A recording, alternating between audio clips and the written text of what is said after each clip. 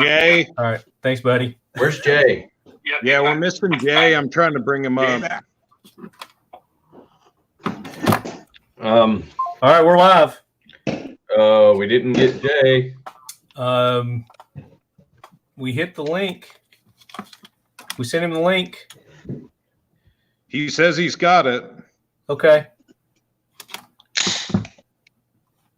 Okay. That probably screwed all our viewers because sorry about that. I tested it. I swear I tested it 2 times today and it worked. Yeah, they knew you were coming. I hear you lying. It's coronavirus, baby. It's the coronavirus. Damn it. The corona? Okay, so if we're live, then I should be able to pop over to Talking Lead and find the live comments, right?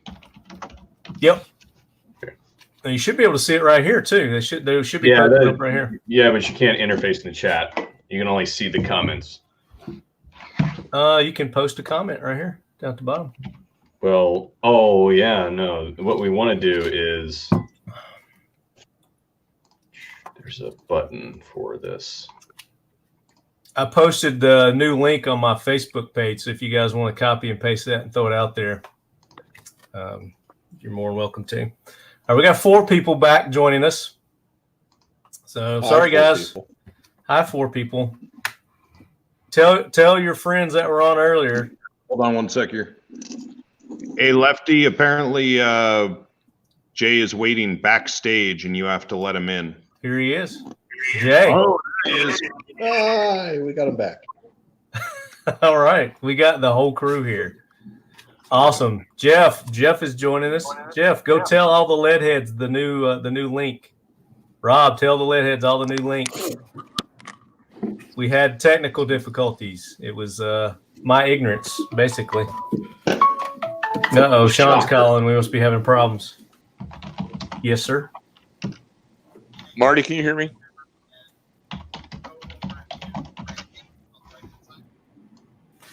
Branding on the right-hand side.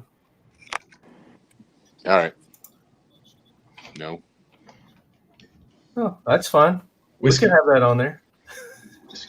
I mean, there's nothing else on there, so. Yeah. It's just a duck head or we like shooting for right now. All right, man, I can upload something, so. Okay.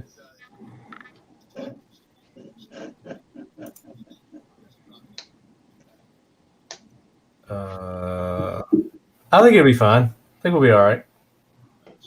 Yeah. I'll explain what's going on. No problem, buddy. Thanks. All right, bye. Let's do this thing. This episode brought to you by We Like Shooting. As you can see, their logo everywhere. Like I said, we had some technical difficulties, so we were back and we were going to kick the show off. So let's do it right. All right, lead heads. We are back with another episode of the Talking Lead podcast. This is episode upwards in the 340s. I don't know exactly which one this is going to be, but welcome in. I'm a little delirious from the self-imposed quarantine. Was it self-imposed or did we get forced into that, guys? Well, I don't know about you guys, but they closed all the gyms. So basically, that's the only place I go is the gym and the range. Outside of the house. Yeah. But your range is still open, right, Curtis? Yeah, that ain't closing. That ain't closing. They closed all the bars, so I couldn't find anywhere to go. Well, let me go around table here and introduce all our guests. And from my right, we'll start with Professor Paul Markle with Student of the Gun. Paul, welcome in. Hello, everyone. Can you hear me all right? I hear you great. Hearing you really good. Fantastic. And Paul's coming to us from Wyoming. And to his right, we've got Mr. Brian Keeney with Occam Defense Solutions, sponsor of the Talking Lead AK Corner. Welcome in, Brian. Here again. Thanks for having me. Yes, sir. You're becoming a regular on the show. I think you're going to start being my co-host. Yeah, we got to fix that. You just want to be the host, don't you? No, I don't want to get on any more lists than I already am. So, yeah. I got you. And then to our bottom right on the screen that I'm looking at, we have Jay with League of Pirates. Jay, welcome in. Hey, good evening. Pleasure as always, gentlemen. And Jay's coming to us from Florida. Brian's in Idaho, as you main lead heads know, and Jay's down in the Florida area. So we got all the country getting represented here.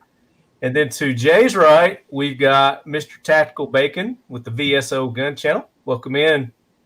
You put Kyle on there, so I'll call you Kyle now. I didn't know you wanted to be called Kyle. So, Well, I'm trying to distance myself from my moniker.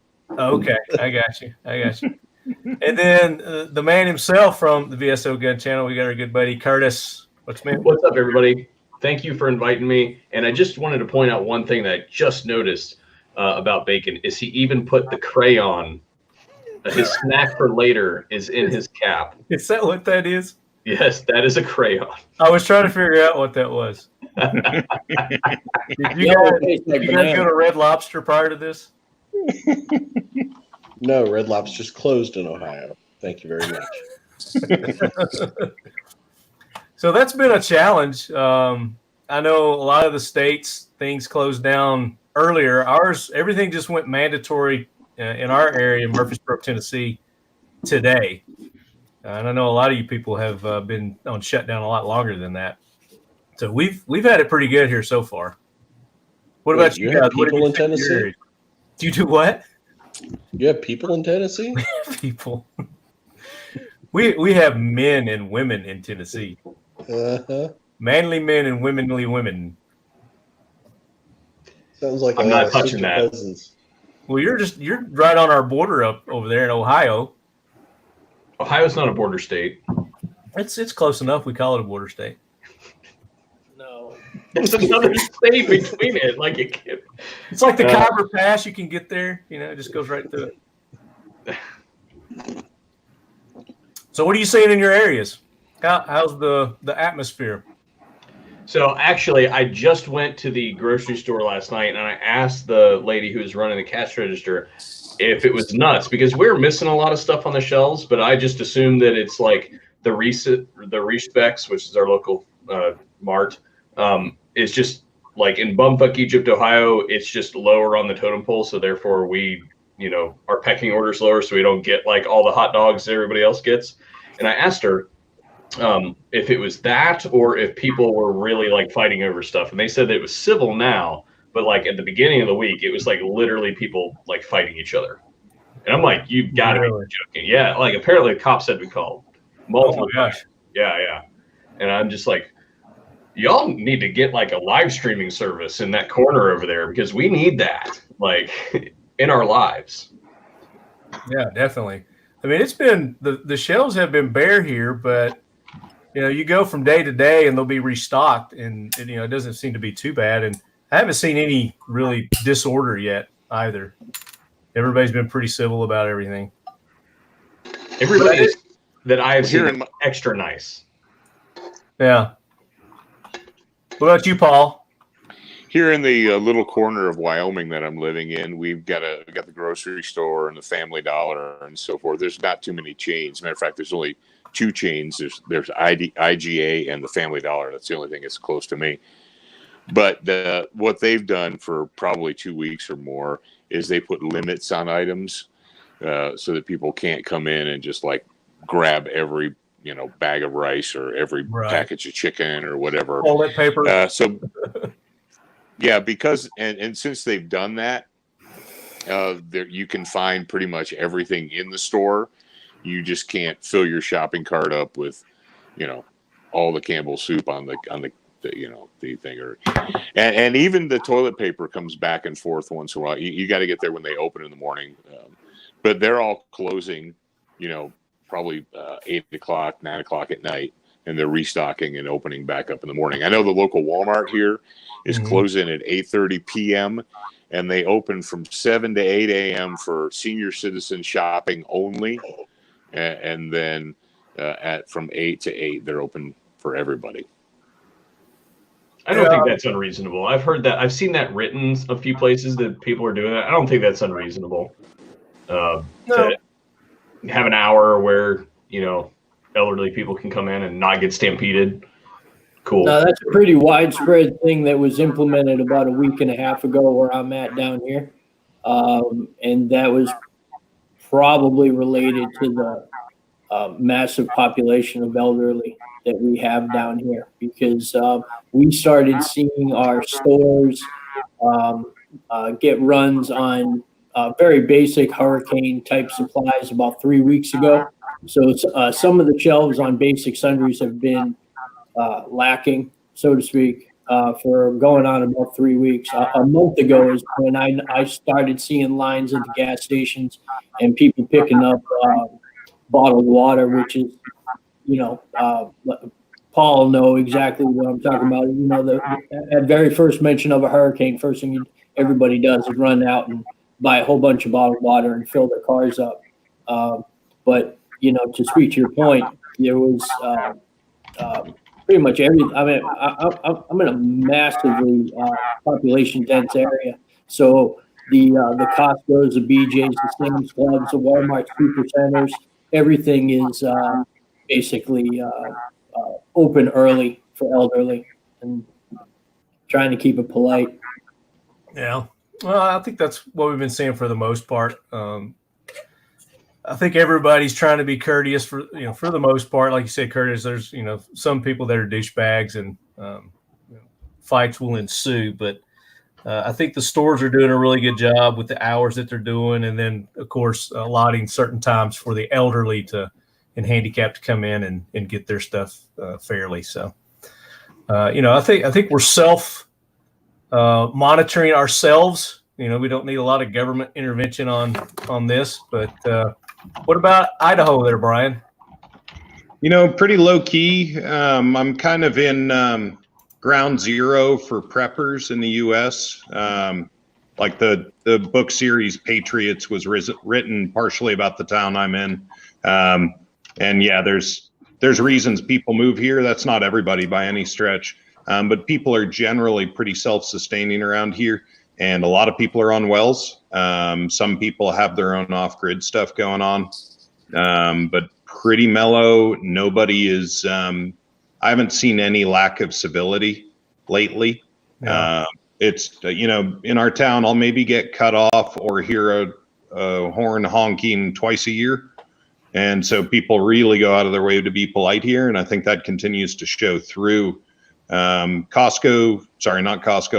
here has started to be picked pretty clean. Up until about a week and a half ago, there was no real impact other than the toilet paper thing, but it's now extended to all of the canned goods, all of the freezer aisle. The hippie food store here, I thought it was amazing. Went through there and it was pretty low key. I'm like coming around the corner to see the freezer aisle and the whole window is just stripped bare on the doors that I can see. Mm-hmm. And then I get further and I can see there's a whole bunch of potato products, like all the high starch foods that'll actually keep you alive for a while. We're there and I look, I'm like, okay, what's sold out? And so I get close and it's Brussels sprouts and broccoli rab and all of the stuff that takes more calories than is in the food to digest it. And so I think the big bonus of this whole thing is that the vegans are going to die off first. And, so there's your silver lining right there. So then immediately following will be the CrossFitters, because the CrossFit gym is closed. So they can't tell everybody that they did CrossFit that day. And it's just going to have an aneurysm. Okay. So Doug Arnold says trucks are running and the Stasi are pretty much leaving us alone to run. So I guess Doug's a trucker. Where are you located, Doug? Pop that into the comments over there. Indiana, he says. Okay. And that's the thing, people. If you get on the interstate and you see semi trucks, it's not time to panic. Okay. Like if you see that stuff, that means goods are moving across the country. It's not something you should be worried about. The reason all of the stuff is missing from your stores is because a bunch of retarded people went in and don't know how to handle crisis situations and bought a whole bunch of stuff. Like toilet paper. What was that all about? Has anybody figured that out yet? Well, heaven forbid you couldn't wipe your ass, just hop in the shower or whatever you need to do. It's like the last Use thing. a paper towel. Maybe These people obviously have never been on deployment. Yeah. You are seeing people confronting preparedness for the first time in their lives and not knowing what to get. And so the only thing that the first marker for them is scarcity. Get what is scarce. And I bet I'm shocked 4chan hasn't done, crayons are scarce campaign or something. It'd be way more clever, but that sort of thing. And I have relatives who always thought I was the crazy one, and now they're calling me up, and it'll be like I'll tell them, hey, you want to look at getting this thing next, and then a week later they say, okay, you were totally right, that thing's getting weird, what should I get now? And so that's another real positive of this thing, is that people are getting serious about being responsible adults.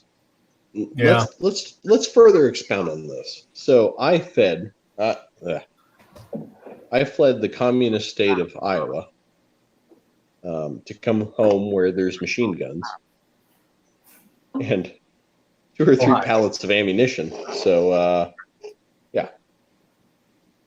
But he also had to have family members come to his house to borrow some rifles because they didn't go to they did not have.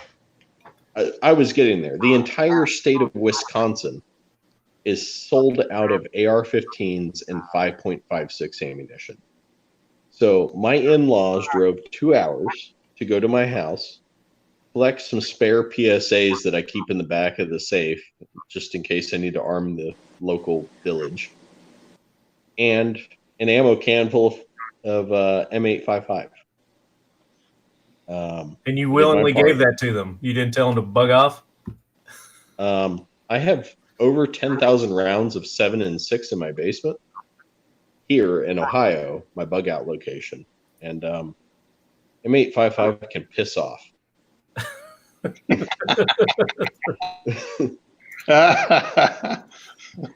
So, Old Tennessean posted gun shops are starting to close this week in my area of Middle Tennessee. And I was talking to you guys earlier. I talked to a couple of the gun stores and gun ranges here in Tennessee. And as of now, they haven't closed. The one here in my town is not closed. And the one in Nashville was supposed to have closed, but they got their attorneys involved, and they have since reopened, and they haven't had to close. I know in Pennsylvania, they have forced several gun stores to close. I guess all the gun stores. New Jersey and some other areas in the country, because they're saying that those are non-essential services. So they're forcing them to close their doors. How do you guys feel about that as far as being able to go in and purchase a firearm, ammunition during times like this, Paul? I'm going to go ahead and throw this out there. What in the world has America been waiting for? We had Y2K, and everybody made fun of Y2K people. They said, you're stupid, you're paranoid, you're an idiot. And so then 9/11 happened. And they said, okay, maybe you should be able to stay at home for 3 or 4 days without any assistance from anyone. And they're like, okay. So we forgot about 9/11, 2001. Then Katrina happens, and the whole entire country is like, oh, that's terrible. And FEMA says, yeah, you should be able to take care of yourself for at least a week. And they're like, oh, okay, maybe we should do that. Then Sandy happens. And every 3, 4, 5 years, something major happens. And we say, hey, folks, maybe you should be prepared to take care of yourself. And we literally see, and what I say to people is, where have you been? Right. If you're waiting till now to run to a gun store to panic buy a gun or ammo, you're so far behind the curve. I don't even know how to talk to you. And I have to assume that if you are just now at this very moment deciding you need a gun and ammunition, that you're probably missing a whole lot of other stuff too. So right. Yeah. It just dumbfounds me how many more. I mean, literally, we're going all the way back to 1999, 2000, 2001. of people saying, "Hey, maybe you just might need to be able to take care of yourself for, and a couple weeks." even during those times, people were panic buying. They would go out and they would panic buy guns and ammo and everything. But it seems like every time it happens, there's a new group of people that go, because it's not us that are going and buying the guns and the ammo, because we already got it. We're just laughing at I them. don't need any more guns. Okay. I'm just saying, I'm definitely not going to the store buying any guns. I'm going to tell you that right now. No. Yeah. And it's frustrating for everybody in this audience or in this panel. Everyone on this panel, I feel certain that at some point in time has been doling out the advice. I know ever since we turned our microphones on, we've been telling people to be prepared to take care of yourselves and your family. And this is how. I mean, we have like a 1, 2, 3 how-to step-by-step plan, and it is extremely frustrating. And I think part of the problem is because it's not us. People say, well, it's just a small percentage of the population. I don't know, man. I'd like to believe. Yeah, I'd like to believe that's true, but I don't think it's a small percentage. I mean, it's got to be large because, again, every crisis that happens, there's a whole new wave that's going out. Why didn't they do it the first, like you said, 10 years ago, 5 years ago, 4 years ago, 3 years ago, 2 years ago, 1 year ago? Well, I mean, to be honest, I hate to interrupt you, but no, interrupt me. The whole point is, in America, we live in this small bubble that people don't understand that this first world thing is a fantasy. You go anywhere else in the world, people are standing out in the street with FALs, like gunning each other down. Like, this is just how it goes. So when we have an issue, all of a sudden people turn into these things that are without direction. Like, oh wow, the world's ending. I'm gonna buy all the fucking toilet paper. You passed 3 gun stores on the way. You should have bought 5.56. Like, yeah, you're gonna need that more than you're gonna need the toilet paper. I mean, you can. And actually, Jaeger pointed out something this week that so on our property we have at least 5 springs that I know of that are on high ground that put out really clean water. But the thing that is going to run out first in a major infrastructure breakdown is your water supply, and that's going to kill you the fastest. So this week, Jaeger was putting out something about his water filtration system. And even though I can go right up there, I can walk 400 yards up that hill over there and like put a bucket on the ground and get like pure water. Like I can literally see the sandstone that it comes out of in the side of the hill. I'm thinking about getting one of those and putting it in the corner. I was looking at them; they're only like $300. Like, it's absolutely absurd that I don't have something like that in my house. Just for the convenience of being able to take a bucket and pour that in the top and know that it's good to go. So there's a product that is really great that everybody should have that's sold out now on Amazon. You might be able to find them elsewhere, but it's called a Life Straw, and it is an incredibly small water purifier. You got one over there? No. Yeah, like they're in all the go bags in my house, and you can literally stick one in a pond and drink out of it and be more or less good to go. And that there are a couple companies like that, including Life Straw. Platypus is another that make really, really cheap gravity-fed filters that are highly portable. And yeah, the Platypuses, as of a couple days ago, were still on Amazon. Mm-hmm. And yeah, totally agree on that, because diarrhea, well, and to go with that, diarrhea kills more people in this sort of, if things get weird, than you can possibly imagine. And so having a stash of anti-diarrhea. I can't tell you how many times Taco Bell's about killed me. That's something, dude. Somebody that's going to go there. Let's do this. I'm going to kind of switch order. We were going to do the Talking Lead, Jackwagon Train, and Hero Brigade, but let's get into, you're talking about the Life Straw. Let's talk about some other things that people need to be thinking about and stocking up on and storing, and how they should be better prepared for when things like this happen. what are some suggestions that you guys have? The Lysol is a good one. And to go back onto what we were just touching about, there's something that I like to I like to keep on hand, which is anti-diarrhea. Jay, turn your Yep. mic down just a little bit. You got a little bit of reverb going on there. Reverb. How about them apples? Does that sound better? Mo better, yes, sir. Now go. Better? Mo better, brother? Hey, thanks, sir. So one of the things that I like to keep around and keep ample supply of is anti-diarrheal medication, because cholera is a real thing and water pollution is a real thing. And with the learning curve being what it is, with your Life Straws, your Sawyers, your Catadins, your MSRs, you pick the flavor of water purification. I'll bet you a fucking nickel that the instructions are going to tell you a little bit about cross-contamination, and most people don't read. So if the picture, wonderfully drawn in crayon for the average person doesn't illustrate the cross-contamination, you're going to be shitting your pants and maybe die. So it's a good idea to keep something around to be able to mitigate that. And, you can have all the toilet paper you want. Cholera. So what do you recommend for anti-diarrheal? Everybody's been into a Walmart and they've got those big bins of the 99-cent diarrheals.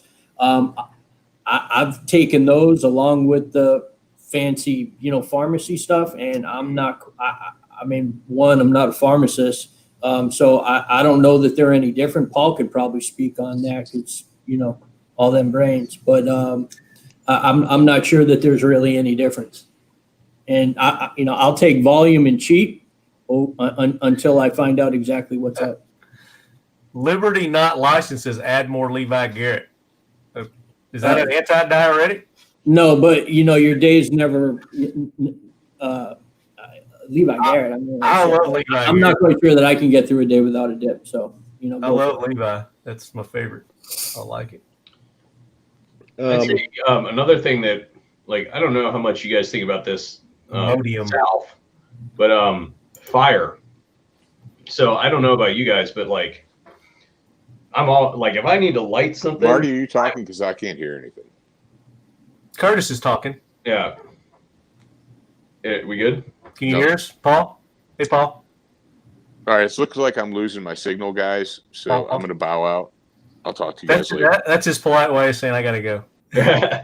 Well, so what I was saying is that I think another thing that is seriously overlooked. I mean, water's a really easy one, but fire. So we live in the modern age where everything happens when you flip the switch. Well, what happens when that stops?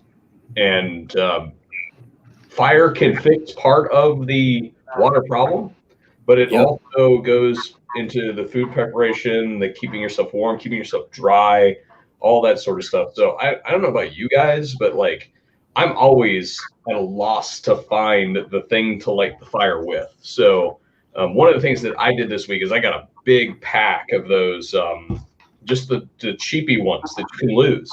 Because realistically speaking, what's going to happen is this whole thing's going to pass over and we're going to go back to normal life. And those things are going to get put into circulation because they do eventually go bad. And they're going to be one of those things that you use 3 or 4 times and lose. Right. But they're a relatively cheap way to keep something on hand so that you don't have to do the 2 rub the sticks together thing that most of us are not going to be able to do anyway. If we're talking about 99% of the human race is not going to be capable of starting a fire that way. Okay. So maybe we can sorry to cut you off, Kurt, but I want to make sure that the audience is with us. And I'm hoping that I can say a few things that we all agree to. And that's that the 99% probability is that what we're talking about is a 2-week event where you don't go anywhere, you're in your house. And in the unlikely event that water or gas shuts off to that house, and you still need to be able to drink water, poop, and cook food. Are we all in agreement that that's what we're talking? We're not talking about bugging out and making a pee and making a fire and none of that, right? We're just talking about. Unless you're like me and you bug out. But Yeah, we're not talking about that, guys. If we're talking about bugging out, we're talking about something that, to be honest, even a lot of the people that are experts in the field have only played at or have had it as part of a job that they did maybe for the military or something like that. Other than that, most of the people that talk about that sort of stuff, it's more of a hobby for them. So to be 100% honest, the only reason I bugged out is my wife is still expected to work. I'm a nursing student, so I'm still expected to be in class, even though we've gone away from face-to-face. We had to go somewhere because our childcare closed. So our solution was to come home to Ohio where my parents could help. Like, to be honest, we came over to Curtis's house and we sat side by side. She was in meetings and I did classwork while my parents watched the baby. So that was the only reason we bugged out. Yeah, totally, right? So what we're talking about is, like, let's imagine, play, and this is something that you can easily do, and I've done it, and that's why I know what I know about this is turn the power off to your house and don't use your tap and don't use the gas coming into your house, and figure out how to camp at home for a couple days. You guys who are locked down at home, this is a great thing to do right freaking now, because you'll learn everything you need to do. But, I figured this out during a power outage about a decade ago, but you'd think you can use your propane grill to heat water on. It doesn't work. Like, maybe you can figure it out. I sure couldn't, not with what I had on hand at the time. So getting something like a Magic Chef $100 propane burner that runs on your propane tanks for your grill that you can actually cook at right in your garage and not go anywhere and not do anything weird and not have to build a campfire in the backyard, that's a big deal. And so if you don't have that, does that all make sense to everybody? Is like kind of, yeah. Or you can buy the grill with the burner on it. Yeah, that's what I was going to say. The grill with the burner. That'll work. That'll work. That works really well. She'll boil that shit real quick. I've done it before. Very good. So I'm a home brewer, and is that what you're drinking right now? No, absolutely not. You're not even drinking your own home brew, man. Come on. No, so normally I brew cider and mead, and I unfortunately abandoned 15 gallons of my mead on my bug out, but it would have made this way more tolerable. But Curtis said it would too. If you've ever dealt with an angry spouse of you boiling the sticky liquids in her kitchen, you'd understand why the outdoor burner is. Yeah. So maybe an essential skill that somebody should learn is how to brew their own brew. Brew your own brew. That definitely could come in handy. So what other items? So we talked about the straws. We talked about fire. We talked about the antidiarrheal, antidiuretics. What about food-wise? What's a good long-term storable food option for people? What do they need to? Solus bars. Solus? Yeah, they are cheap. They stand for saving life at sea, and I think one wafer is like 1,500 calories or some stupid like that. What about a jar? These are lifeboat rations, you mean, right? Yeah, lifeboat rations. Yeah. Mm-hmm. And we're going to wash that down with some Metamucil too, because those things hang out for a while. Well, we don't have any toilet paper, so let's not use the Metamucil, so we don't have to take a shit. We're going to rinse our ass off in the stream and use the live straw and drink through it. Oh, yeah, that's good. Yeah, there's nothing like drinking water.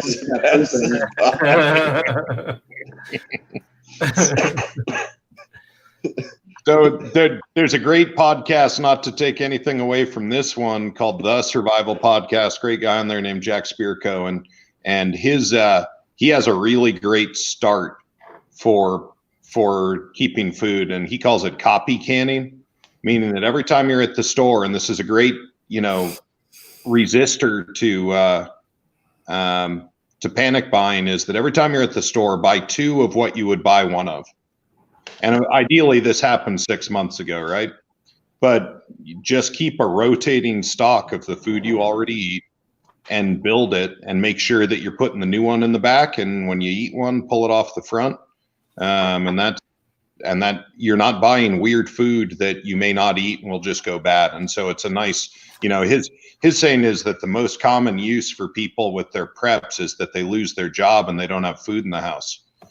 Mm-hmm. And so that really, you're also buying, because of inflation, you're also actually investing in food because it'll be cheaper. You're actually making inflation work for you by doing that. So that's one tip that he espouses. Jay, do you want to talk about your Mylar food bag experience? Yeah, I'll get into that in just a second. To speak more on what you're just mentioning, there's when we go for our grocery runs, it's really simple to allocate an extra 10 or 15 bucks when possible. Understanding that that's not always possible, but if you're buying smart, and if you're already buying the things that you're normally going to be consuming, those are going to be the types of items that you're going to want to have on hand for, be it these short duration, low intensity. Jameson, that's what I'm talking about. And these short duration, low intensity problems that we face in our somewhat civilized society. Comfort food's going to be a big deal. So you have these high calorie bars. Those are great in dire emergencies and in other, particular circumstances. But if you're at home, and particularly speaking to people who have children and whatnot, getting the rodents to eat food anyways is a challenge, never mind in an austere environment. So you're going to want to try to stock up on things that that the rodents are going to eat, and then things that how to cook, which is a whole nother thing that most people really need to have in their toolbox is, can you cook other than pressing a button on a microwave or maybe boiling a bag? And I'm not talking about sous vide cooking. I'm talking ramen about noodles, baby. Yeah, I'm talking about the dog shit in a box that you shouldn't be eating anyways, right? Can you cook? Can you functionally prepare food and not poison yourself? Because that's a real thing. HACCP is a real thing. Can you prepare food? So your abilities should dictate what it is that you keep in your cabinets, or in your long-term storage, which leads to the Mylar bags. I keep a reasonable amount of backup pretty much all the time anyways. And I've traditionally either purchased my stuff already vacuum sealed or in a Mylar bag. But I think it was maybe like 2 weeks ago or 3 weeks ago, I ordered a bunch of Mylar bags and oxygen absorbers just to try it out myself to see if I could build an inventory, but also reduce my unit costs on my long-term storable items without having to buy them from survivalstoredujour.com, whatever it is. And Mylar bags happen to, like, I did 15 or 21 gallon bags in a rip, and I didn't even really watch any videos. I basically just figured it out a la minute, and it was a snap, and it's some of the coolest shit I've ever seen. So I would investigate making your own long-term store food. And is there a place you recommend for them to go get that equipment? I don't have any friends in that industry, so I don't have anybody to lean on there. So you can go to Amazon, look at Mylar bags, and they come out. If you shop wisely, you'll see you'll find the ones that come with the appropriate oxygen absorbers, and read the directions on the oxygen absorbers, because apparently that's the hard part. And the bullet point thing is get a cheap 50-pound bag of white rice, not brown, or beans, and throw in 4 or 5 pounds of the product in there, put an oxygen absorber in, and then run an iron over the opening. And then a day later, all the oxygen is gone and you're just left with CO2 and nitrogen. And that shit keeps for 20 years. Not that you should leave it that long, because you should be using it. And just rotate keep your stuff. Like, old food sucks. Like, let's not do that. So, it's that whole thing of just keep turning stock, and you're never going to lose any money on this. You're going to save money. I have a question, actually, regarding that. The white rice. Why is it the white rice and not the brown rice? It's because the oils and the husk on the brown rice oxidize at a faster rate than the white rice. And so per pound, you're getting a longer shelf life, lower rancidity, better for you in the long run.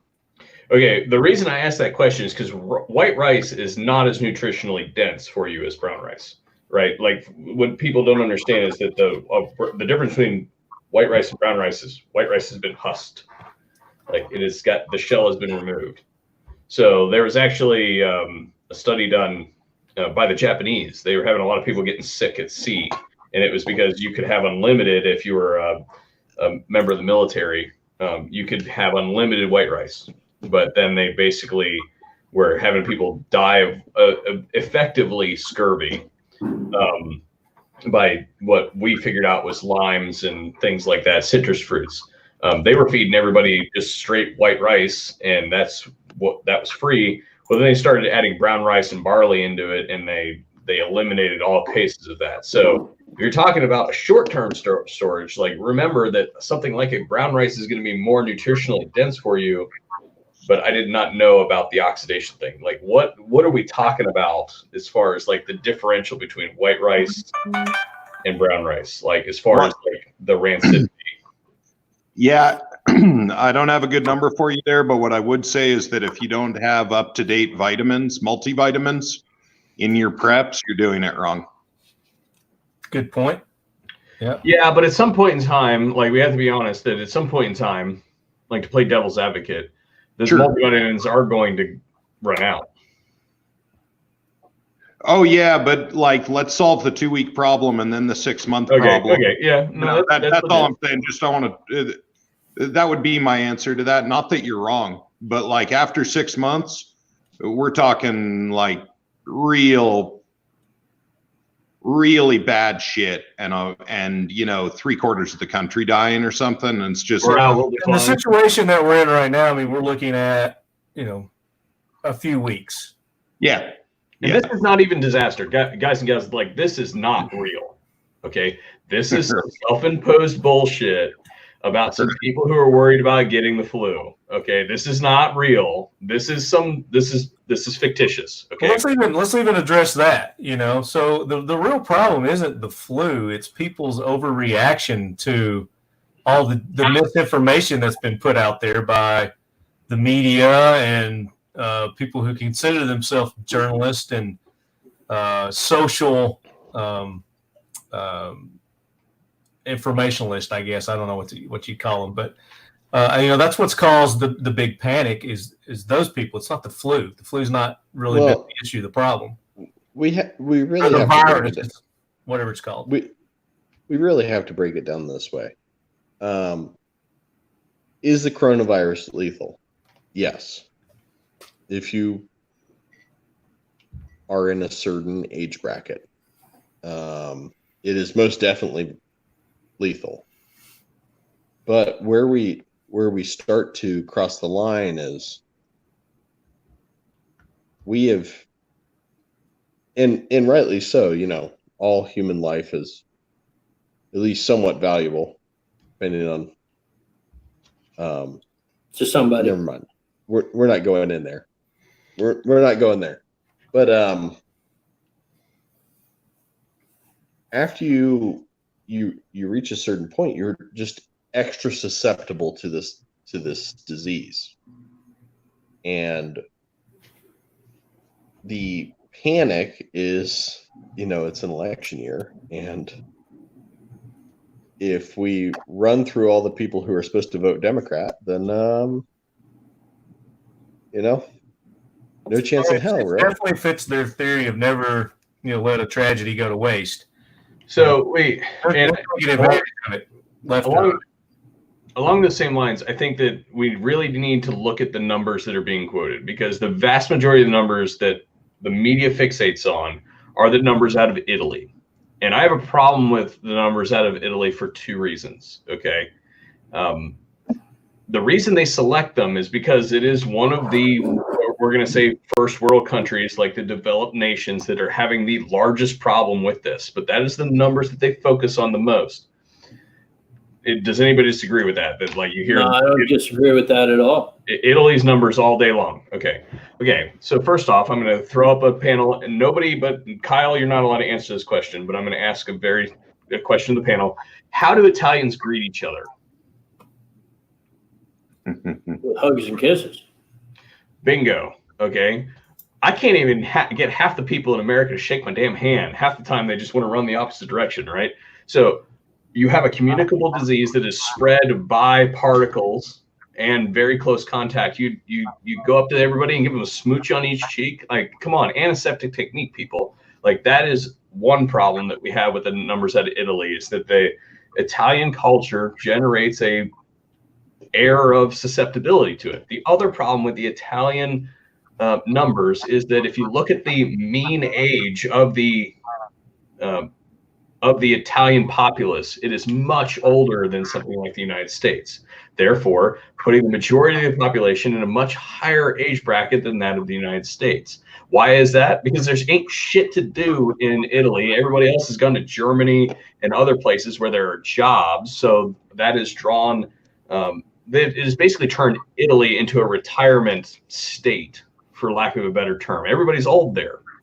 And the third problem with the numbers is, and this is the one that everybody kind of misses, is they have a socialized medicine system, which is something that they've been trying to implement into this country for the last couple decades.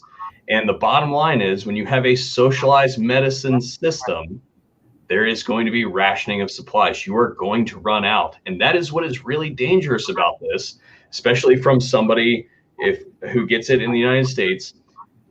Do you get it when we have IV bags to rehydrate you, or do you not? Because you're all going to get it. Everybody's going to get this virus. This is not going to go away when the news cycle dies a month from now. Okay, when they get sick of running this story, it's going to die.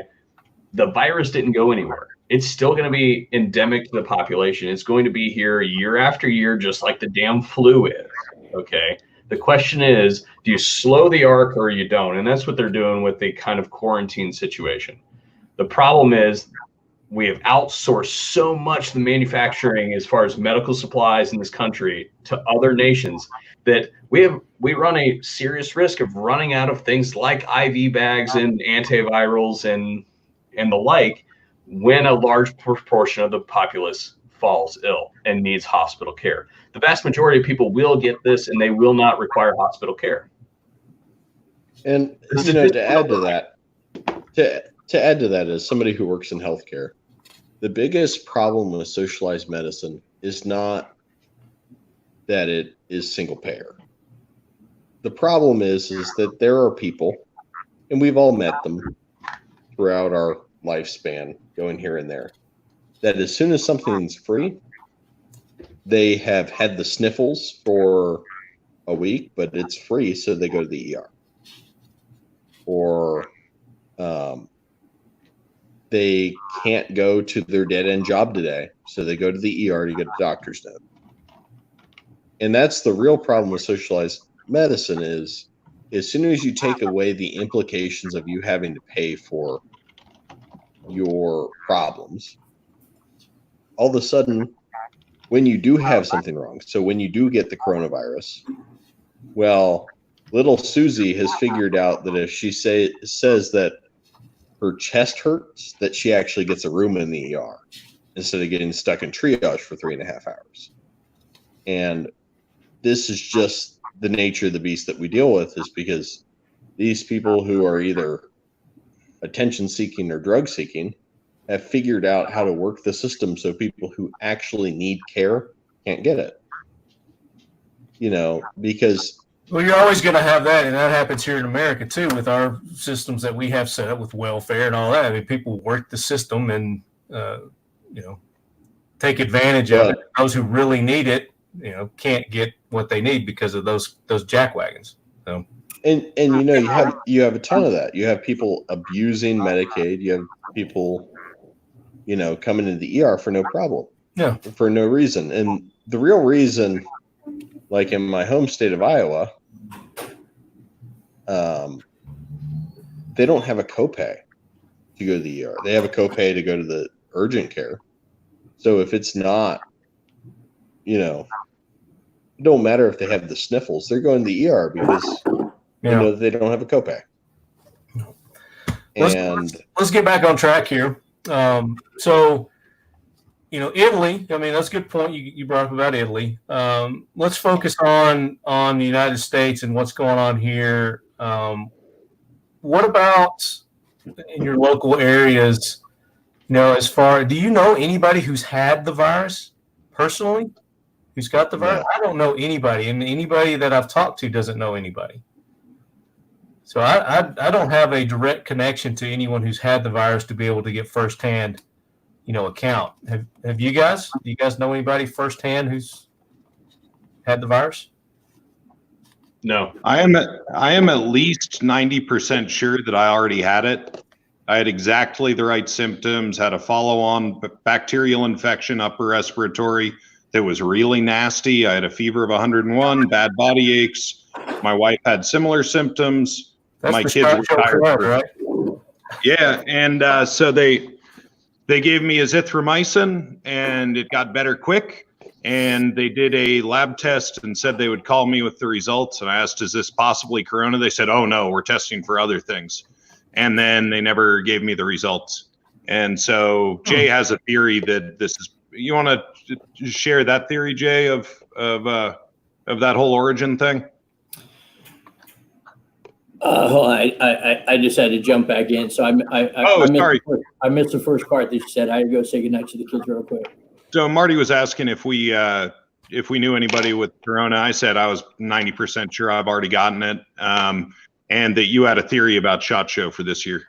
I think I had it. I think I had it for SHOT Show. That's a pretty real thing. I mean, everybody here, at least on the panel, we all go to SHOT, and we either get the crud or know numerous people who also get the crud. 1 second, stand by. I don't know if it's you or somebody else, but your echo's coming through some. Might be Brian's. I don't know. How about that? Is that better?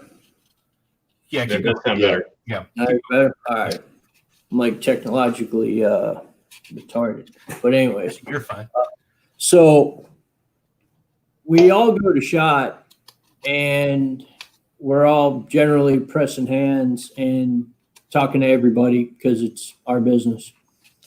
But one thing that I noticed that was different about this year was the quantity of Chinese tourists who were walking around. And one thing that I observed as I was just matriculating through back and forth from the hotel to the convention center were the number of Chinese groups that were walking around, and some of them were wearing masks, some of them weren't. And I'm not saying that that's necessarily a positive indicator that there was something amiss, but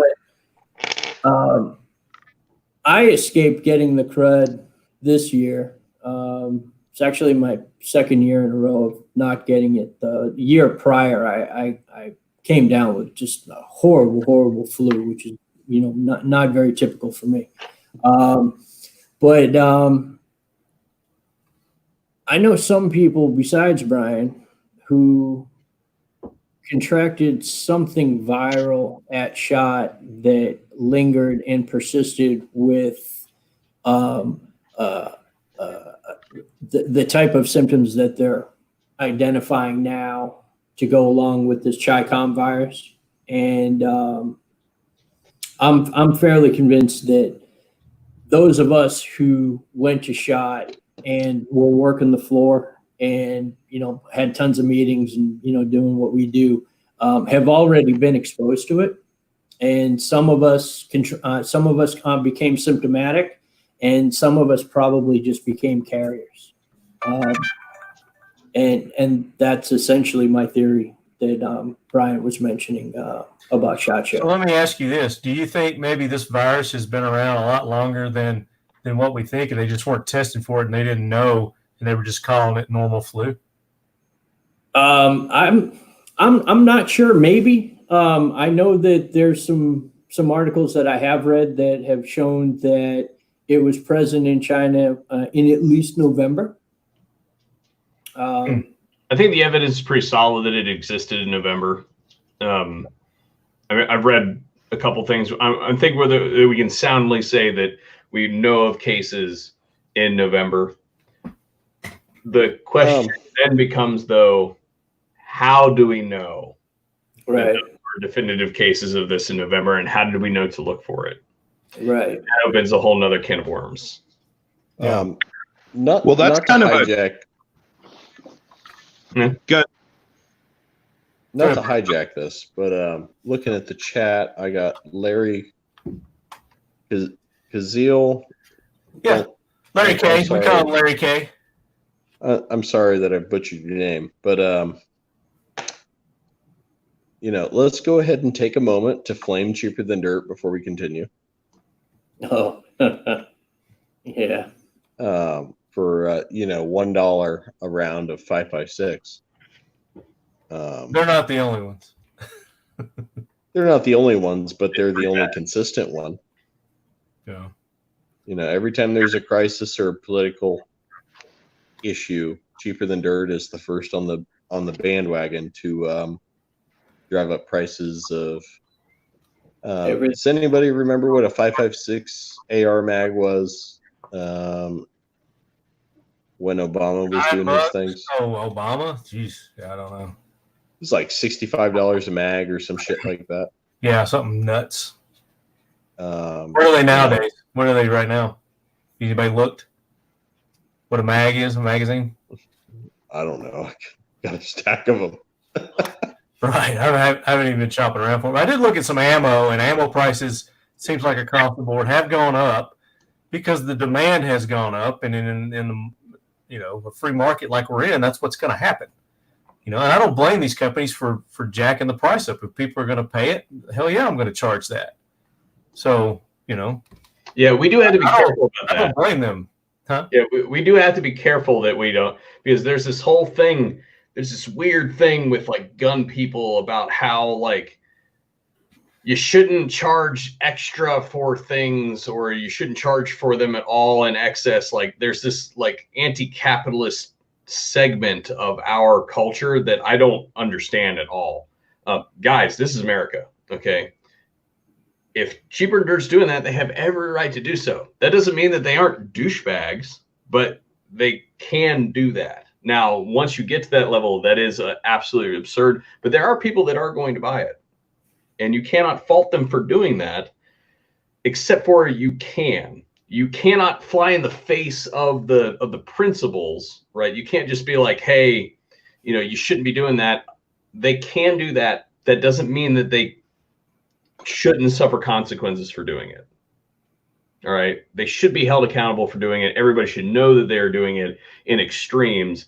It's the whole supply demand curve. Once you shoot past the, how do I put it? Like the set point of like, if something costs $15 and somebody's charging you $20 for it today, well, that's reasonable because it's, there's a lot going on. But if they're charging you $200 for it and it was $15 yesterday, well, now we've gotten a little bit ridiculous. Okay, so you have to keep that in mind whenever you're measuring. Yeah, but you let the market dictate. Yes, they should buy it. Don't buy it. Yeah, the market has to dictate. You can't get government involved in this and let them start regulating prices and everything like they do gas sometimes. Yeah, and that's the problem. That's the major problem I have is like people say all that sort of stuff and then they add the government should fix this. No, the government shouldn't be in this at all. Period. So another thing I'm going to add, just looking at the chat, I got Liberty Not License. He brings up a good point. He says that he's immunocompromised. You really got to know yourself. Like, VSO Actual and I are marginally healthy human beings. Hit the gym every day, go terrible places, pick up all kinds of weird disease, and get Drink antibodies alcohol. from it. All of that. In this type of crisis, you really got to know yourself. If you fall under that bracket where this shit's gonna kill you, you should stay home.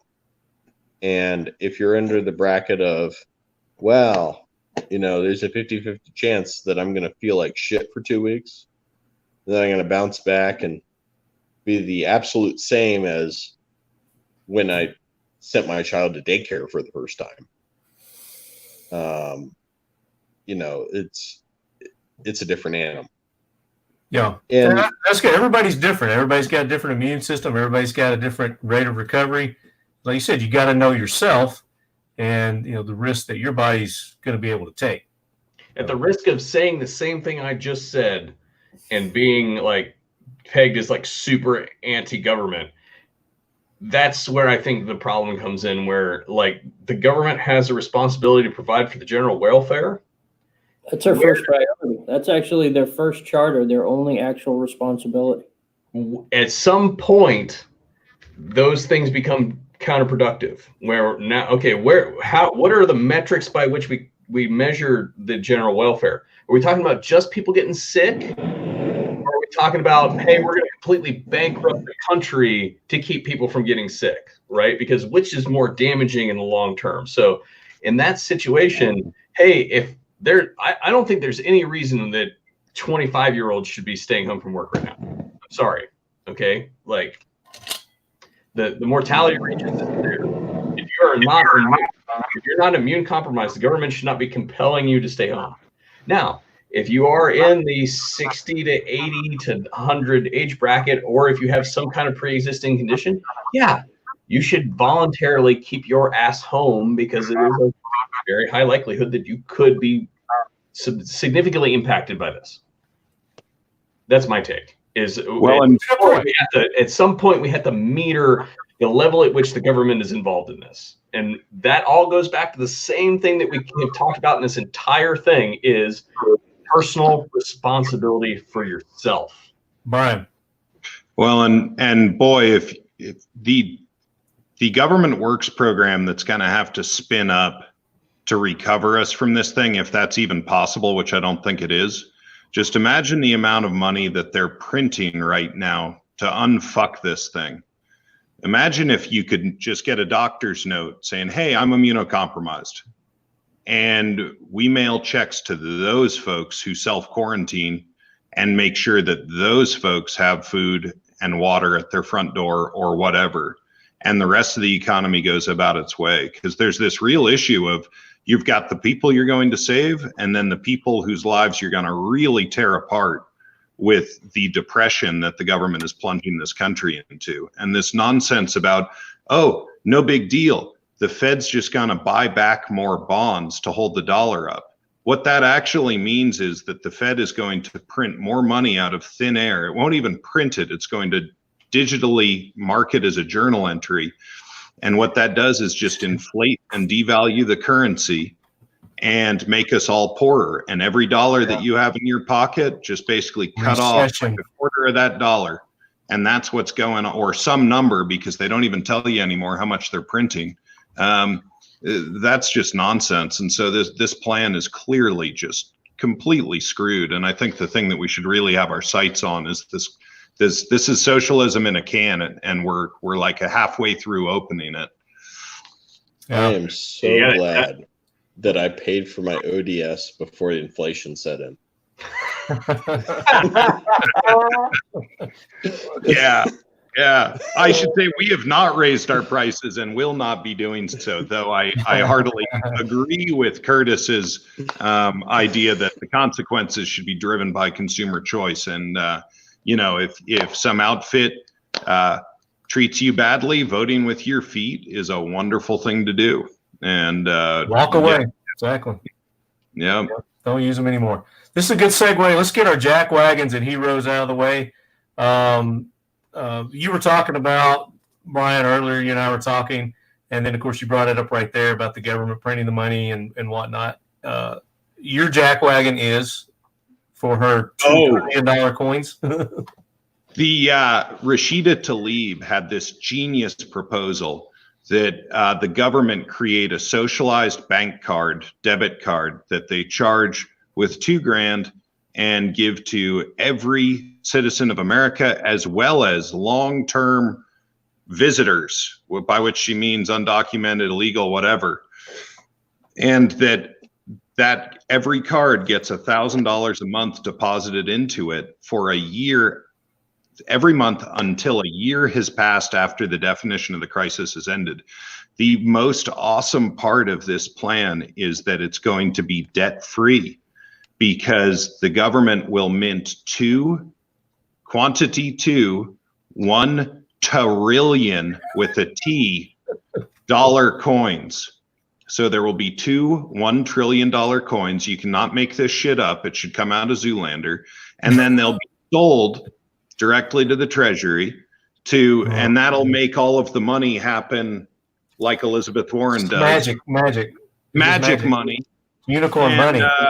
And then at the end of that, we will have a full socialized state, and it'll be awesome. And I would rather eat an entire jar of broken glass, or if you guys are familiar with the other broken jar video, that too. Oh. You know, just. I did that exactly for you, Curtis. Yeah. So just know, like, that's not my country. I don't think it's any of your guys' country either. So yeah, Rashida Tlaib gets my jackwagon of the friggin' Millennium Award. Smells like communism. I have a headache now listening to what you just explained to me.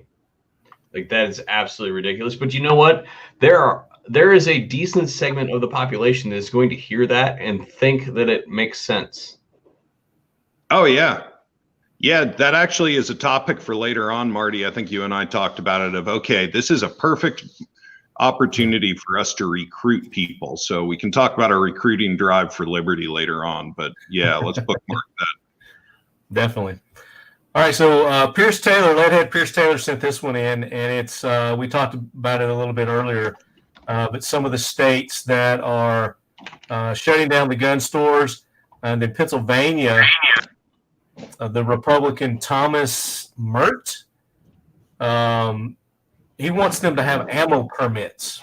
So he's proposing that they have to buy ammo permits, which are going to be around $50 or something like that, and then raise the taxes on guns and ammo in addition to that before you can get the ammo. So that would basically, I think in Pennsylvania, you can't buy online ammo because with this permit thing that they're doing right here. So Pierce Taylor submitted that, and then, of course, New Jersey, LA County, shutting down the gun stores. Those all are on the jackwagon train as well. Then Kenneth H. McGee, there was a consultant for Bernie Sanders. His name was Alex Friedman, and this is kind of one of those wah stories.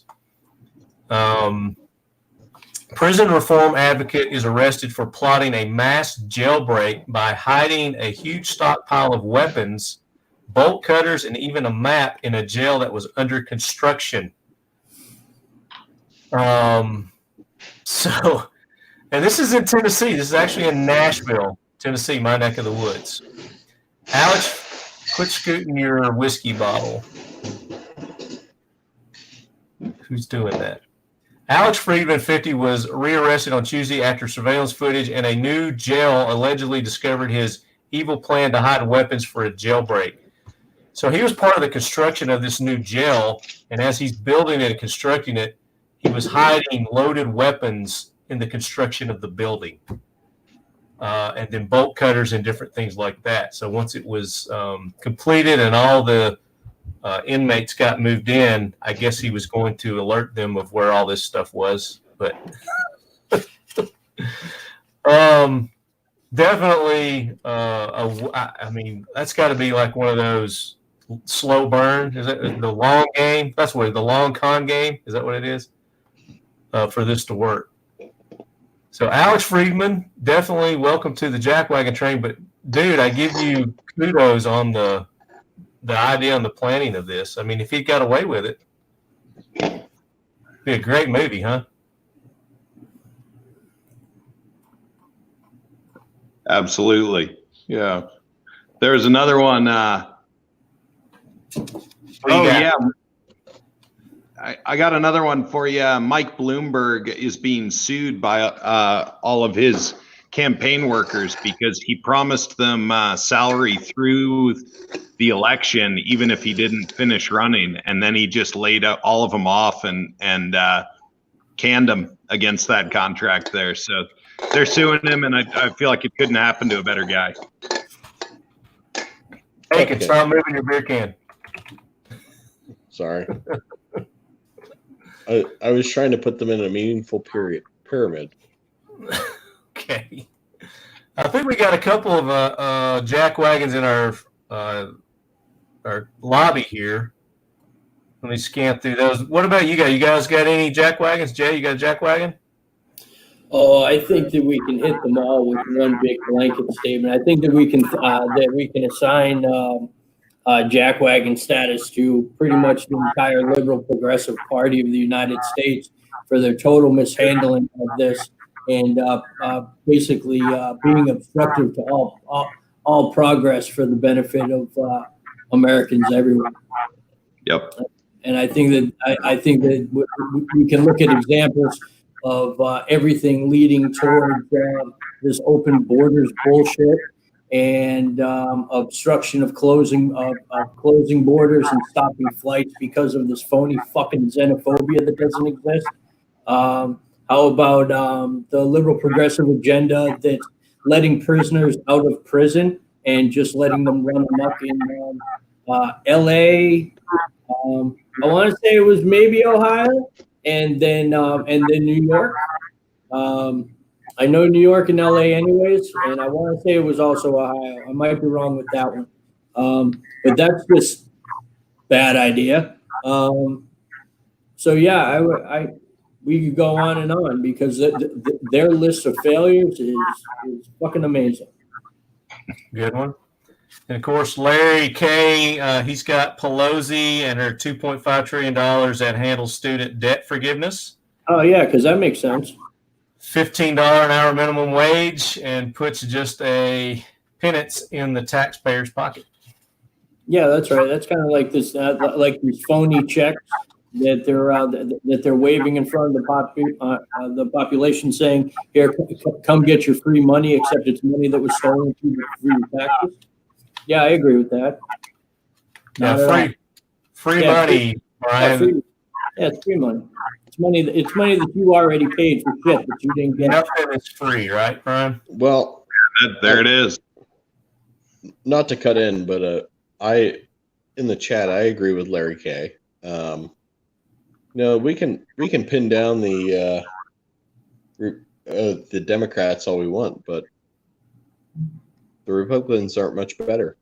No, didn't say they were. Same party. So let's go ahead and just you did something with your lay mic. it down there. If you're in government, you're shitbag. Like, fuck you. Yep. Like, you've done nothing but better yourself. Like, get out of the way and let somebody else in office. Term limits, let's do this shit. Anybody else got any more jack wagons? I have one, and I think I think we can probably close out the jackwagon segment with this one. I think everybody can agree. I'm going to say to the dude or lady, excuse me, I want to be proper here. To the person at the Wuhan bioweapons lab who decided to sell his lab specimens at the live animal market instead of following euthanasia procedures, you, sir, or madam, are a jackwagon. Yeah.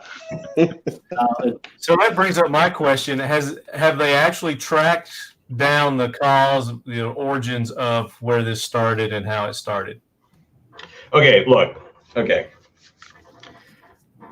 There's nothing definitive, but you're going to tell me that the commander-in-chief closed travel to China in November. Okay. Ahead of this whole crisis, closed travel to China. And recently, like 2 weeks ago, authorized billions of dollars to combat this virus before it became what it became. And he doesn't have information that shows him that it's some kind of bioweapon. Show me something that tells me that he doesn't have some kind of information that pushes him in that direction. It's the only thing that makes any sense in my mind, that this is some kind of engineered species. And I even as somebody who's educated in biology and chemistry, we have to be very careful here because there's a lot of terms thrown around like, oh, it kills coronavirus. Viruses are not alive. They're a machine. That's why they can live on surfaces for so long, because they're not technically alive. So destroy virus particles is the terminology that we should be using. But we have to recognize that there's a lot of behavior from the government that doesn't really sync up with the data that we're seeing. Okay, we're not seeing the numbers. Like, for instance, this is not Ebola. Okay, we spend a fraction of this on Ebola every year, and Ebola has like a 50 or 60% fatality rate. And a lot higher than what we're seeing now. What's that? See, a lot higher than what we're seeing now. A lot higher, and we don't spend that kind of money. You're telling me that this kind of behavior is going on from the commander-in-chief of the Armed Forces of the United States, and he doesn't have information that points to this being some kind of nefarious activity or some kind of engineered technology. Man, and I'm going to tell you this: they've got the communicability down. It's just, were they close to plugging in something that made it more virulent, for instance? There was a really interesting news article today on that it was conclusively not a bioweapon. And so I'm like, this is interesting. So I go and dig into the article, and they said that it did not share material with prior coronaviruses, that it had a lot of similarity with pangolin and bat viruses. And then it goes on to what I view as editorialize and saying that surely if somebody was going to make a bioweapon, they wouldn't use that strain. And that's where I got off the science bus and was like, hey, you guys aren't doing science anymore. You're theorizing on motives.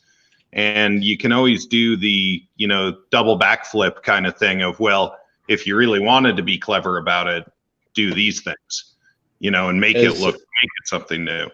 But as a former Navy intelligence analyst, I have no comment. Why wouldn't you comment? You're former. Come on. They're not watching this show. They can still come get me. They're the two other things that I found very interesting are, of course, this bioweapons facility, the reports that Curtis has alluded to of the researchers selling the surviving animals at the wet markets, and then the Chinese, the prefect or whatever they're called over there, issuing stricter guidelines for, cross-contamination procedures at that weapons lab. Those are all really interesting data points, right? Not to mention that one of the major facilities that was housing sick people suddenly collapsed. Whoops. And all the Hong Kong protests all of a sudden just disappeared. Yeah, and Russia closes a border like immediately, like the whole thing. That was cool too. Yeah, I'm just saying that there's a lot of information. I don't consider myself a conspiracy theorist. I suppose that's exactly what a conspiracy theorist would say, though. So that doesn't really help. But I would say that I, by and large, don't buy into a whole lot of that stuff. But you have to look at the information and be like, hey, look, guys, like this is it. I keep going back to the scene in Men in Black where they're sitting there talking about how people can handle the truth and all that sort of stuff. And no, No, they really can't. And as you can see by looking at the activity of the grocery stores, they clearly cannot. Yeah, that's a good point. It's a very good point. Another thing to consider, sorry to talk over you, Marty, is, our government would never do anything like this to like pet subjects or anything. Neither would the German government in 1935. Right. And we know that our saintly government is way, way better than the Chinese government. And so just take anything that the U.S. done, multiply that by 1,000, and that's easily conceivable to have been done by the Chinese. So, Tuskegee. Are there any other wacky conspiracy theories that you guys have heard floating around? Nothing but truth. Nothing but truth. Well, I mean, there's always a little pinch of truth in all those, So hold on now. Hold on. You've been saving that, haven't you? There we go. I got it. If you want to go full on, you could also say that, like, look, if you look at the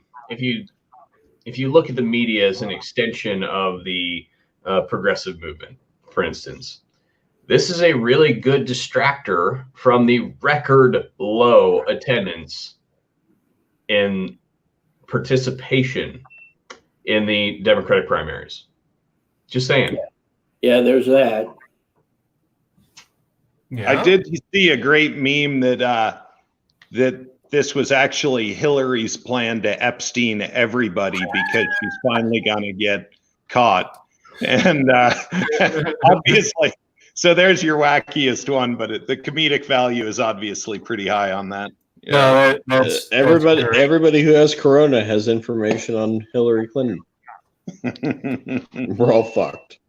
I'm just waiting on my SWAT team. Now, I don't know I don't know what everybody in the chat's religious views are. I guess that a lot of people, I can guess, but I would say I saw a meme this week that was Planned Parenthood is going to be closed for 2 weeks because it's a non-essential service. And in doing so, coronavirus will, even if it goes to max mortality rate of like 5 or 6%, it will have still saved lives.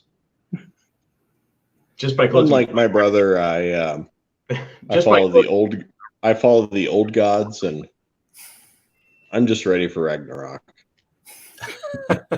So back to Brian's thing about Epstein, Danny Bronson, who is he does our Talking Letties. If you haven't got your Talking Letty, you can go to our website and get those. He said the whole thing was to kill the Jeffrey Epstein conspiracy. You know what COVID-19 didn't kill? Jeffrey Epstein. But it's apparently working on Mr. Weinstein. Weinstein? Didn't he get convicted? He got convicted. He got sent to prison, and then once he made it to prison, he miraculously contracted corona. Oh, he did. I didn't hear that. Oh yeah, it's good time. And good times. Because the circle back to funny conspiracy theories. One that I saw earlier this week is where they have these this QAnon thing, right? That the mass indictment map overlaps with the COVID-19 infection map, and that COVID is actually just a cover for these. Hold on, I didn't even do anything. I'm getting feedback from either you or Brian. I don't know. How about that? Keep going. How about that?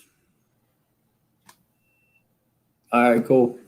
So you have your infection map, and now you have these indictment maps.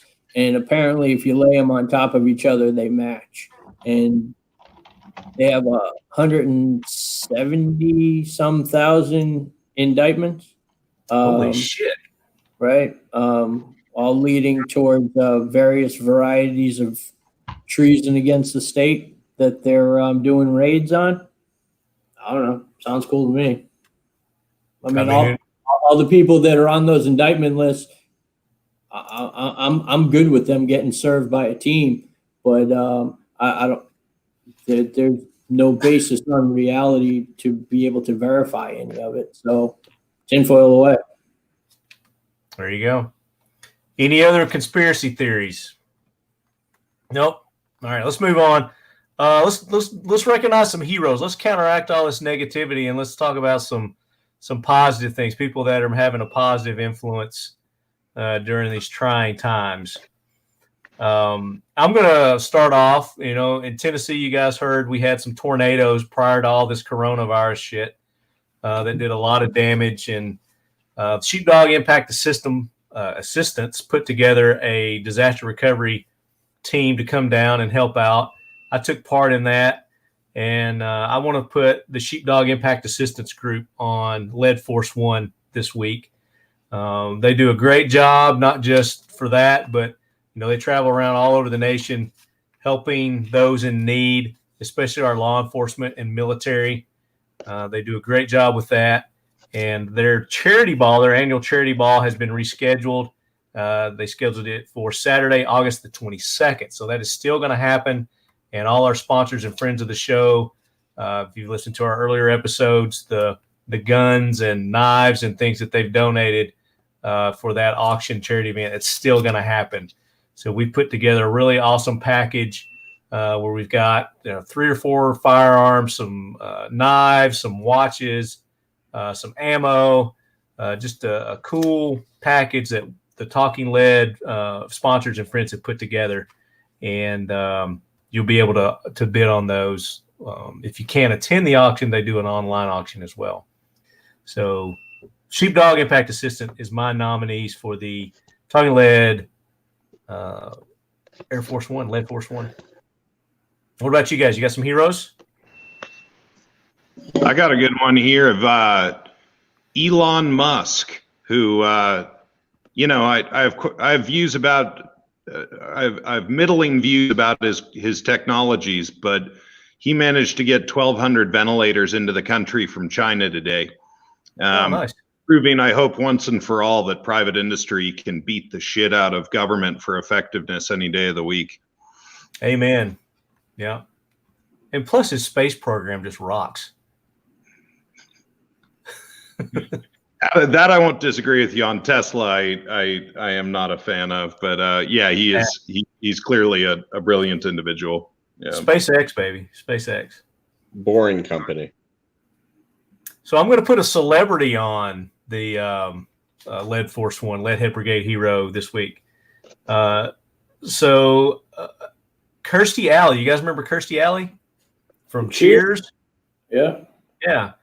So she made a tweet and she was praising Donald Trump on his the way he's handling the COVID virus situation and things that he is doing and being proactive about everything.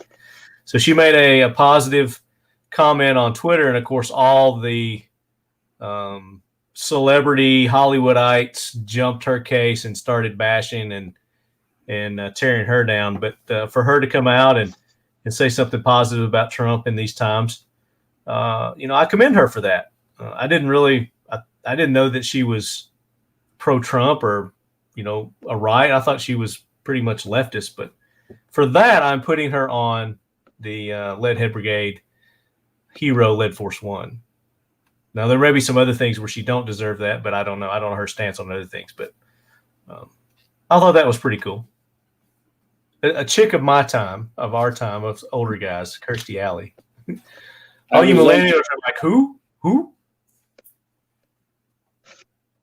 else? You guys got anybody else? Of course, I said the Detroit auto worker that stood up to Biden during that the campaign thing that he was doing. That was absolutely epic. Yeah, that was great. So that guy, I don't know his name.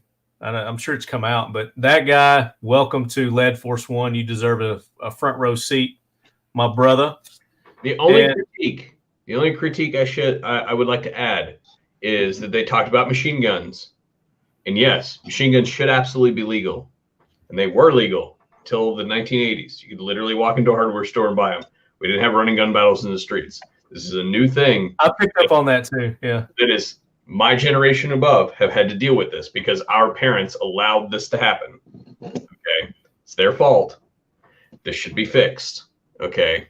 Yeah. So this whole thing about the machine gun thing, like, actually kind of irritates me. And because my parents allowed this to happen under their favorite president, now we have to deal with this continuous status quo of like, well, machine guns are illegal. Well, they shouldn't be. Okay. But they are because somebody dropped the ball.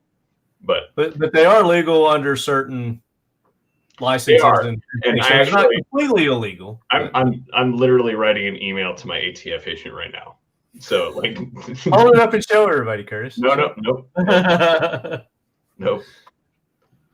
Very good. So I'm gonna put one more on, and I was talking earlier about in Pennsylvania, how they were fighting to close the gun stores and whatnot. So, and I think this is the guy that we all know and support. He ran for some NRA for the board at NRA. Of course, we couldn't get him in. Adam Kraut. He was on that legal team that was trying to fight to get the gun stores back open there in Pennsylvania. But unfortunately, the Pennsylvania Supreme Court shut him down and said no. But I commend his efforts and everything that he does for our Second Amendment rights. And Adam Kraut, my friend, welcome to the Talking Lead Air Force One. So any more, we'll shut this down, and then we'll do a show wrap up here. You guys got any more heroes? Anybody else you want to recognize? I think that anybody who's actually working frontline in any of these medical facilities who are actually treating any of these people who are actually sick and may not even actually be getting overtime and working under more than austere conditions, I think that they should all get a hell yeah and a high five. Absolutely. I'll drink to that. Heck yeah. I saw an Instagram photo the other day of a lady who'd photographed herself after her shift with bruises all over her face and rub marks and everything. The PPE that they're having to wear, it's like close to a mop suit. Like, it looks awful. And so, yeah, they're having to work in what you said, like truly trying conditions with some really, in some cases, bullshit PPE. Where they're taking great risk for their family, for if they've got an elderly one at home. So yeah, good on you. Great call. Yeah. Let's not miss the people who actually went to work. In the medical field, we rely a large part on people who aren't necessarily full-time to fill gaps. And there are people who are kind of stuck being full-time employees who have to work more than their 3 12s a week or their 4 12s a week. Because to be honest, a lot of these people who pick up the gaps aren't necessarily the primary income holders, and they're staying home. A lot of these people are getting kind of cornered into taking these extra shifts.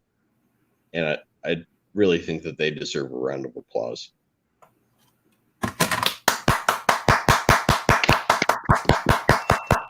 We'll just give them one. How about that? All right, very good.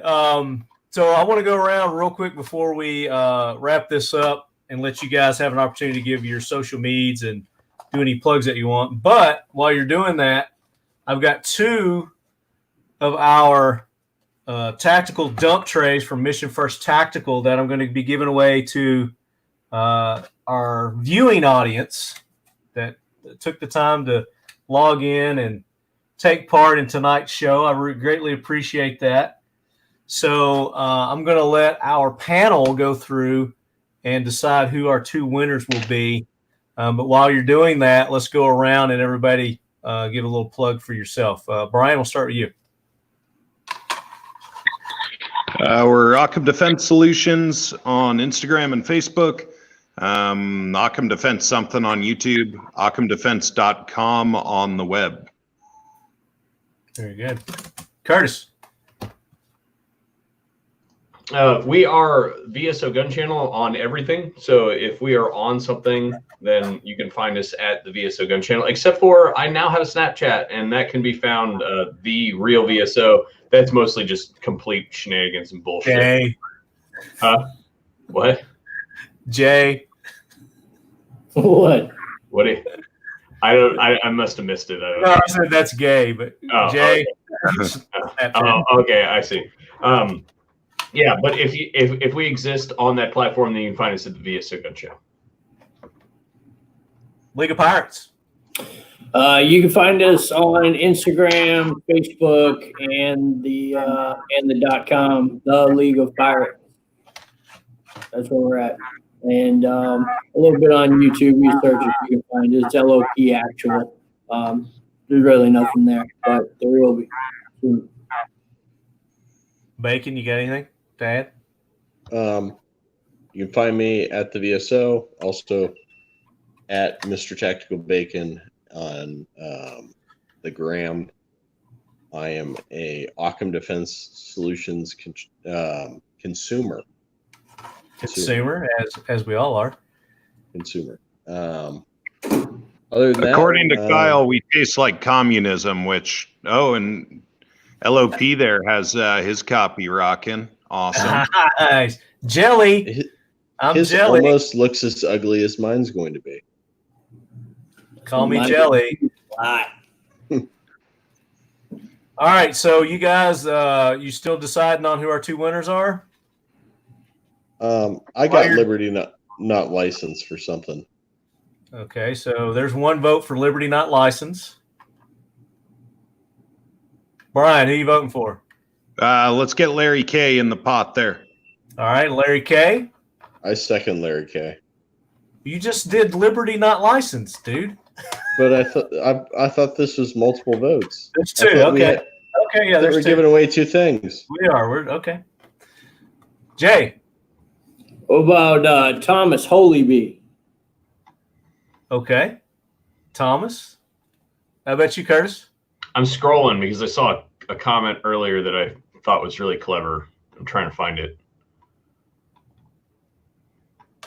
While you're doing that, I want to give a thanks to our sponsors, Kel-Tec. As you guys know, NRA was canceled. Unfortunately, damn it. We were going to be set up at Kel-Tec's booth for NRA this year. We're going to have some cool giveaways, T-shirts and things, but didn't happen. But they are still our sponsor. So you guys go check them out, keltecweapons.com. I think they're like everybody else where they're trying to keep up with the demand. And they're balls to the walls trying to get things caught up and produced. We had that giveaway that we're supposed to have started mid this month. And because of this virus thing, Mission First has gotten behind on things, but they actually had to shut down. They're one of those companies that was forced to shut down because they were considered. I don't know why. That's bullshit because their magazine's way better than like half the shit that's out there. I know it. I talked to David earlier today. We are still going to do the giveaway. We have the CP33. We have the custom holster for that. We have the buck knife, fixed blade knife, the Fiocchi Ammo, and the Smith Bradley Springfield watch that we're going to be giving away. Mission First is doing a custom engraving on the holster and the gun, so it's going to look really cool. So when they get back in action and get things ramped up, we're looking at probably mid next month when we're going to start this giveaway. But go, in the meantime, show everybody love, give them your support, because some things are beyond their control, like Mission First. They can't, they were forced to shut down. So, they can't do anything. So they're going to be balls to the wall when they get started back fulfilling orders. Buck knives, go show them some love. Fiocchi Ammo. I went out this weekend and tried out their 7.62 for the first time. Ran great. Their 223 was running awesome. Did some of their buckshot, did their 9mm, and it was all running great. So go check out Fiocchi Ammo. Let them know that you support them, and thank them for supporting the Talking Lead podcast. And of course, Modern Spartan Systems for all your gun cleaning and lubrication needs. Modern Spartan Systems has what you need. Go check them out, Modern Spartan Systems, ModernSpartanSystems.com. And that TVT engine oil additive. If anything, you got an engine, put that TVT engine oil additive in there, and it'll protect it and make it run longer and get more efficiency out of it. And then, of course, Occam Defense Solutions, sponsors of the Talking Lead AK Corner. We just released the 6th episode, so we're halfway through AK Corner. Got 6 more episodes coming up of badasseriness, and of course, we're giving something away every episode of the Talking Lead AK Corner. Had 2 winners last episode, gave away some ammo and a swag pack from Occam Defense Solutions. Did that guy? Wait, Occam Defense makes AKs? They make 1775s. It's a whole new world. Speaking of that, this week sometime, guys, you should see a video from us going to about the 4,000 round mark on our ODS 1775. So it is in testing. I think I have to look at the data sheets, but I think that we've got like 800 rounds left to get to 5,000. So it's 800 rounds, and you're by yourself. I ran the guys pretty hard the other day, and they were ready to stop shooting when we were done. We went out and shot a lot of ammo. Now that said, we do have a video out from the 2,500 or 2,600 round mark. So if you guys do want to see the performance of the gun up to this point, you can go see that. But that one should be out this week. It is running pretty good, I have to say. Very cool. And then if you're not the winner tonight, you can go to Mission First Tactical's website, and you can get these, and you can get the wallets, the tactical wallets that they're making with the Talking Lead logos. We've got an AK Corner version of all this also that they're making. And they can just put anything you want on there. You tell them what you want on there. They can put anything they want that you want on them. But Curtis, who are you voting? Who are you voting for? Who was your vote for? I couldn't find the comment that I was looking for, so I'll just I see that Liberty not licensed is like all over the place, so we'll just go with it. Okay, so Liberty not licensed, you win one of these. And then I got to put in, another vote. I get my second vote, or third or fourth if I'm a Democrat. Tom Hollyby. I give 4 votes for Tom. Yeah. Okay. And who did you vote for, Jay? I voted for Tom also, and Liberty. And Liberty. Okay, so Tom and Liberty are the winners for the Talking Lead tactical dump trays. So email me your contact info, guys, talkingled@gmail.com, and I'll ship these out to you along with some other stuff I've got too. I'll send you a nice little package of patches and cool shit like that. I've got some Occam Defense stuff too that I can send you. So very cool, everybody. Thank you so much for taking the time to tune in. Thank our guests, Occam Defense, VSO Gun Channel, League of Pirates. Go to their social medias, their websites. Let them know how much you appreciate them being on the show. And then I will post this to iTunes, iHeartRadio, so you guys can re-listen to this as well. But until then, as always, lead heads, keep your loved ones close. And your guns closer. That. I used to co-host the show, so I get to be a prick. Very good. Very good. All right, guys, until next week. Oh, next episode, not in this one, but the next one, I'm going to have Todd Jarrett. I did a great interview with him. So that one's coming up, and then we got some more interviews from SHOT Show that I've still got to release. But we'll talk to you guys then. Again, thank you so much for tuning in, and sorry for the technical fuck-ups. That was my bad. All right.